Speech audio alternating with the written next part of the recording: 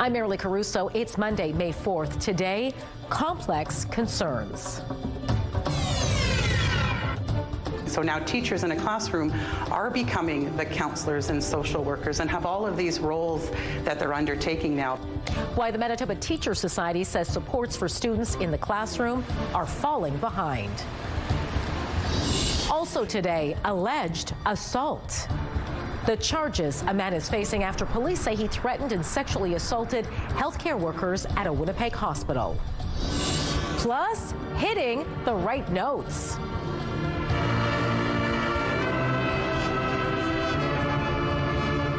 Why hundreds of students gathered together to perform music at the Manitoba legislature.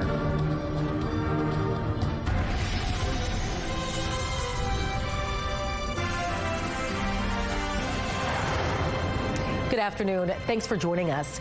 Teachers in this province are raising alarm bells as classroom needs become more complex and supports fall behind. Those concerns are coming to light thanks to a new survey from the Manitoba Teacher Society. And joining me now to break it down for us is CTV's John Hendricks. John, what supports do teachers say are not keeping pace? Well, Marilee, many are reporting working without consistent support from educational assistants or access to clinicians and specialists, but they are dealing with students with a wide array of needs. Now, according to the poll, 81% of educators say class size and lack of supports are their primary concern, and 80% say classroom complexity has increased over the past 5 years. The organization says what's defined as a complexity can vary across classrooms and age groups, but it can include a variety of reading levels in a classroom, gifted students whose education levels have exceeded classroom expectations, and those who have experienced trauma and mental health concerns such as anxiety and/or depression. In fact, nearly half of those polled reported having more than 6 students with complex needs in their classrooms. That's up from 23% in 2024, something which the Manitoba Teacher Society says is taking a toll on learning environments. And we've seen an erosion of all of those services over the past number of years. And so now teachers in a classroom are becoming the counselors and social workers and have all of these roles that they're undertaking now that they used to have a team of people to help them with before. And so teachers used to be able to address the needs of students who had less complex needs, who just needed the little extra bit of help. And we're finding now that these students who can't get that help because teachers are addressing the most complex of needs, over time, these needs are becoming more and more complex. The survey was conducted by Probe Research between January 22nd and February 17th of this year and had more than 3,300 respondents. Additional findings will be released throughout this month, leading up to the Manitoba Teacher Society's annual general meeting. John, what other areas of concern did this survey shine a light on? Well, Marilee, members polled said behavior management is also becoming a dominant component of the school day, which they believe affects learning for all students, especially those in the early years. CTV News asked the province for their take on this study. We're expecting response and hope to update this story for you coming up on CTV News at 6. All right, thanks for this, John. A man is facing several charges after police say he threatened and sexually assaulted healthcare workers at a Winnipeg hospital Friday. A spokesperson for the Manitoba Nurses Union confirmed to CTV News the location was Grace Hospital and at least one of the workers was a nurse. According to police, a 59-year-old man seeking treatment at that hospital acted aggressively and made sexually inappropriate comments to staff. He was restrained by hospital security because of the behavior. During his treatment, 2 healthcare workers were allegedly sexually assaulted. One of those workers had her clothing ripped after she says the man tried to bite her. A third worker claims to have been verbally threatened. The man was arrested around 2 o'clock Friday morning and released on an undertaking. In a statement, Manitoba Health Minister Usoma Assegarwa said, in part, this type of harm is unacceptable and has no place anywhere. The minister is reaching out to the workers and recognizes how upsetting the incident is across the system. Meantime, Manitoba Nurses Union President Darlene Jackson said the system is failing not just patients, but the people who it employs, adding, quote, maybe the Grace should be next in reference to gray listing of hospitals across the province. As of Monday, 3 hospitals across Manitoba are gray listed by the union due to ongoing unsafe or inappropriate working conditions. A Quebec man accused in a scam targeting seniors is facing additional charges after more Manitoba victims came forward. Winnipeg police say the 24-year-old man currently in custody was rearrested in mid-April. He was previously charged in March in connection to reported fraud. Since police announced those charges, 6 more people came forward with similar reports, 4 in Winnipeg and 2 in Portage-la Prairie. In every case, seniors would receive a phone call from someone posing as a young relative who needed emergency bail money. They later provided cash or jewelry to a stranger who showed up at their house. Investigators pegged the losses at around $31,000. If you receive a similar call, you're encouraged to hang up, verify with family or authorities that that call is fake, and then file a police report. Telecom company Telus is facing a lawsuit over a man's death during a 911 outage and is now alleging the man caused or contributed to his own death and wants the case thrown out. Dean Switzer was 56 years old when he died of a heart attack at his home in Fisher Branch back in March 2025. Dean's brother, Greg, filed the lawsuit stating Dean's wife and neighbors called 911 about 20 times during the emergency, and none of those calls were put through. The suit says Telus had a responsibility to ensure uninterrupted access to 911, and Dean would have gotten timely care and survived if the service was operational. However, in a statement of defense filed last Tuesday, Telus denied its responsibility for the access, adding, quote, Dean's death was caused or contributed to by Dean's own negligence or contributory negligence. The company pointed to Dean's alleged service agreement, which it says states service may fail or be interrupted, and it doesn't guarantee service availability. It adds he, quote, would not have survived in any event. We have much more details about this lawsuit on our website. Just go to ctvnewswinnipeg.ca. Hundreds of students from across Manitoba gathered together in song today to celebrate music education.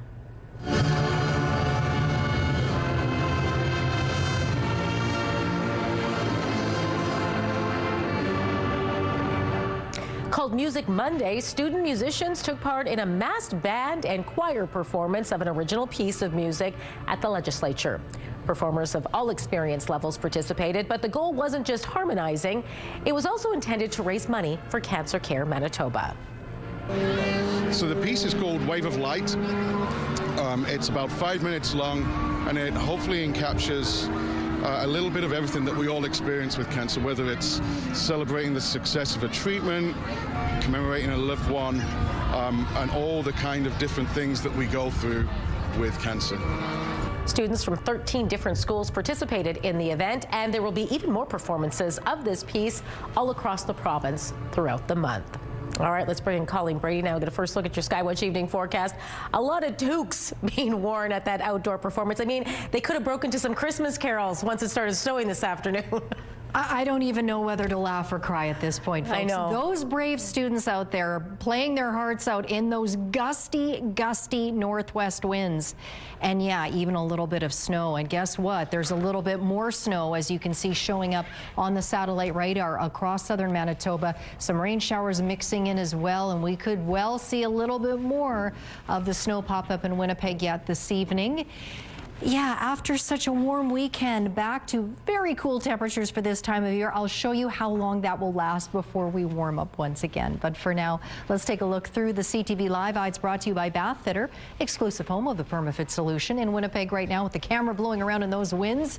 They are coming out of the northwest at 39 kilometers an hour with wind gusts up to 50. And if that wasn't enough, it is snowing out there. It is 2 degrees. The pressure is rising and the humidity right now is 64%. Out in traffic, a live look at Confusion Corner. Not a lot of traffic going through just at the moment, but one traffic note, northbound Sherbrooke Street approaching McDermott. There is a stall blocking the northbound median lane. It's an unexpected offer. A company that sells video games is looking to get into a different kind of retail business. BNN Bloomberg's Marilla Fernandez has the details. Video game retailer GameStop wants to buy eBay. It made a cash and stock offer of about $55.5 billion US for the e-commerce platform. GameStop has been trying to find new revenue streams since consumers have turned away from brick stores to buy games online. GameStop is a US $11 billion company. eBay is a U.S. $48 billion company. It says it has received the offer and its board will review it. Here are the closing numbers for the day. The Canadian dollar is down to 73.46. West Texas Intermediate up over $4 to 106.42. Western Canadian Select is down over $3 to 78.67. And the TSX lost 252 points today. Those are your business headlines. I'm Marilla Fernandez. Spring in Manitoba is exactly 5.5 seconds. So when are we supposed to put our seeds in? Carla Larson is joining us to tell us exactly when this is Get Growing. Carla, it's impossible to know. Well, maybe it isn't. Well, we never know. It's Manitoba, so you never know what the temperature is going to bring or when we can get onto our lawns, and that's the first thing. It's a garden tip to sort of say, when is the call to duty that I can actually get out there and start raking and looking at my lawn and assessing what needs to be done? So the first thing I usually say is don't go on your lawn when it's really wet. If you find that it's spongy and it's still wet, the test is, can I go walk across my lawn with my socks on, and if my socks are still really wet and cold, that is the signal to say, wait, relax, take some time off from raking yet, because what we're doing is we're actually compacting our lawn by putting that extra treading onto the lawn. All winter we've had that heaving action, opening up good airspace beneath that's now full of moisture. So if we sit and we stand on it and we compress it, we're actually causing root compaction on our lawn. So stay off a little bit until it's done.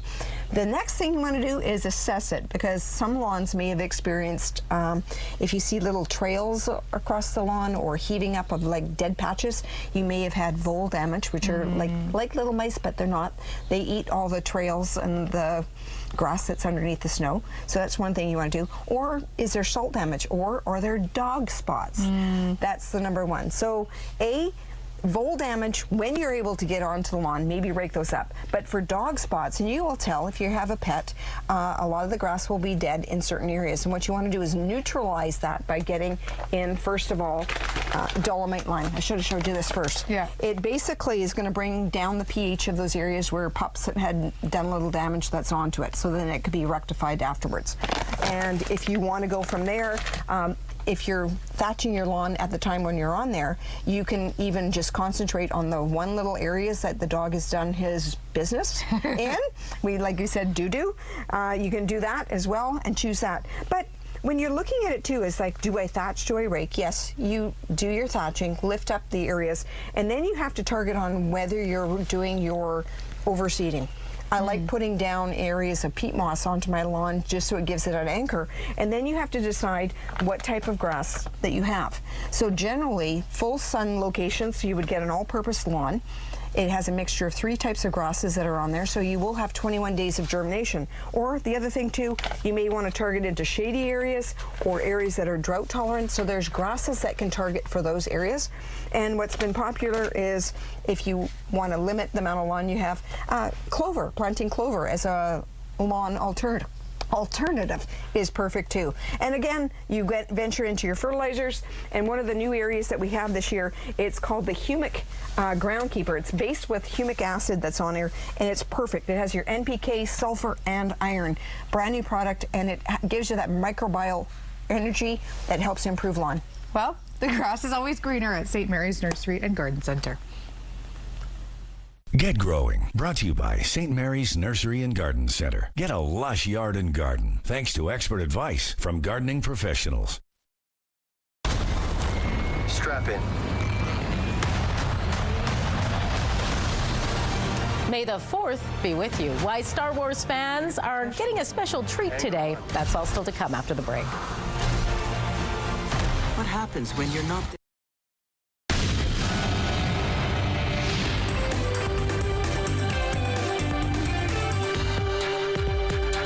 Colleen Brady is back now for Spotlight, and you might remember him as one of the finalists from America's Got Talent, but he's since built a global following. He sure has, and he's returning to the stage right here in Winnipeg. I'm not gonna trash my ex. If me that dude, I don't know what it is. Every girl I meet crazy. You're the reason that they're crazy. right?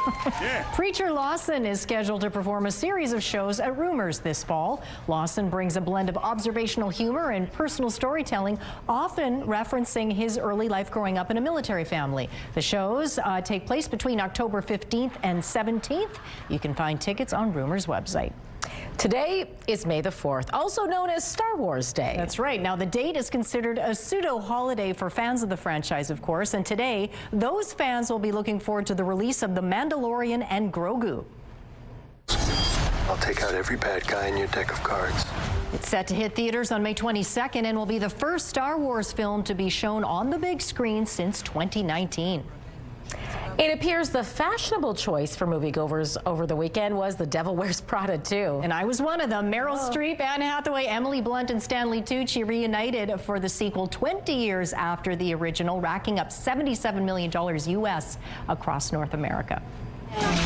So I used to have your job. Got to go to Paris Fashion Week. Meantime, Michael is still going strong with $54 million in ticket sales despite falling to second place. And the Super Mario Galaxy movie took third with $12.1 million. Shakira performed to a massive crowd at Rio's Copacabana Beach last night. Did she ever? It was just one of the stops on her world tour. Okay, now get this. She delivered her biggest hits in front of what local officials said was an estimated 2 million people. The free concert is part of an initiative aimed at boosting tourism during the Brazilian city's shoulder season. Last year, a similarly massive crowd attended a free Lady Gaga concert at the same iconic beach. Looks like a lot of fun. Sure does. All right, thanks, Colleen. You're welcome. Your primetime lineup starts with The Big Bang Theory and Hockey Fanatics at 7. The Quiz with Balls comes next at 8, and The Rookie wraps things up at 9. It's all right here tonight on CTV. CTV Primetime Lineup, brought to you by the Parkway Retirement Community. Welcome home. A live look at McPhillips. Traffic seems to be moving well there, despite the fact that the winds are blowing and the snow is falling. It is just 2 degrees. I will show you your full week's forecast coming up. Women's clothing provided by RW & Company. Salon services provided by S&Teak Spa Salon.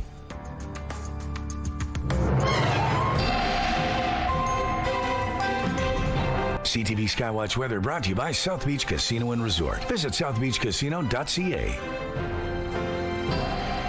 Well, after such a warm and at times sunny weekend here in Winnipeg, it's very difficult to talk about snow falling over the city and across the south, but that's what's happening. We have a pretty unstable air mass creating in turn unstable airflow, tripping off not just snow here in Winnipeg, but across much of the south. If it's not snowing in your area, you could be seeing these showers where perhaps it's just a touch warmer. In part, this is associated with the low pressure system over northwestern Ontario, where guess what? It's snowing and there's showers falling there as well. I almost want to wave the white flag here. It's 2 degrees in Winnipeg. You almost want to give up, right? It's just, my goodness, has this been a tough spring?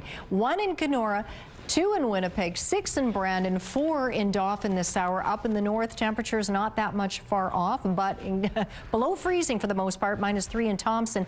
Gillam not even sending in a temperature right now. That's perhaps in protest. I'm kidding. It's just their weather station, for whatever reason, is not sending us in a temperature. Here's a look at that low pressure system sending the snow and those showers through northwestern Ontario, but wrapping back into Manitoba, those exceptionally strong and gusty northwest winds, and they will stay strong and gusty until late tonight here in the south, and then they back off for a few hours. Meanwhile, persistent flurries will continue tonight, and light snow across the northern part of the province, and at times maybe sweeping overnight down into central areas. Can't rule them out entirely down here in the south overnight either. Then we get into Tuesday, a day that will be a lot like today. Has been cloudy, cool, well below normal temperatures in the single digits across the south, and once again those northwest winds will speed back up and gust tomorrow. Not quite as strong as today, but nonetheless it will feel pretty close. Then we get into Wednesday morning. You can see we start to clear for sections in western Manitoba. We will try to a little later on in the day here in the southeast. Meanwhile, in the northeast, still contending with some light snow or flurries there. Speaking of which, we have some light snow coming through right now. This isn't expected really to last too long tonight. We should overall see partly cloudy skies, but as you saw, we can't entirely rule out a few flurries flying yet tonight, overnight through the city. Winds out of the northwest at 30, gusting to 50. They might back off, like I say, for a few hours late tonight, but they strengthen again tomorrow. A high of just 4 degrees. We should be hitting 16 for this time of year, mostly cloudy too. Then we get into Wednesday, the start of the long range. Still cloudy, still cool, up to 7 degrees, down to -3 Wednesday night. Then some improvement begins on Thursday. Back into the sunshine. We'll take that gladly, up to 12 degrees, so back into double digits at least. Friday, a mix of sun and cloud, 14 degrees, and then the weekend, both days, a mix of sun and cloud, Saturday and Sunday, with highs of 12 and 13 degrees. Let's take a look at our first weather photo.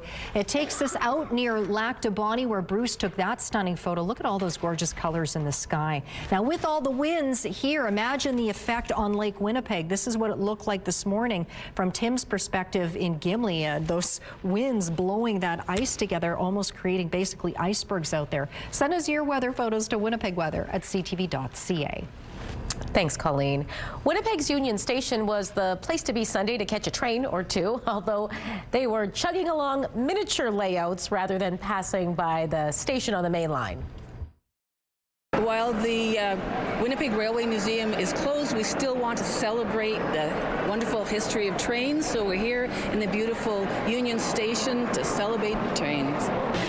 Sunday was Railway Day for Manitoba, and these Manitoba train lovers set up their booths in Union Station to showcase their model trains, posters, photos, even luxury plate sets used in dining rooms. A tour of Union Station was also offered for visitors. The event raised money for the Railway Museum, which has been closed for 4 years due to construction. The goal is to reopen the museum next year. This kid's loving it. Look at the watch those trains go around.